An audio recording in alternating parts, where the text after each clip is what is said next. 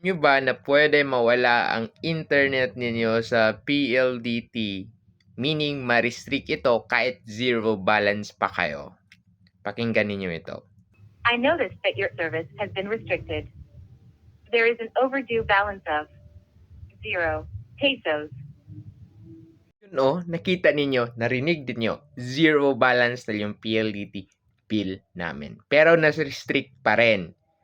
Ang storya kasi nito is kahapon naka-receive ako ng message na may insufficient may balance ako na hindi nabayaran. Konti lang, mga 300 pesos. Binayaran ko siya kahapon.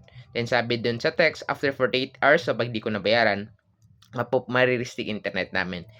Nagbayad naman ako agad kahapon and nag-credit naman agad. As you can see, zero balance na nga, di ba? Pero na-restrict pa rin. So, PLDT, bakit ganito? Ano to?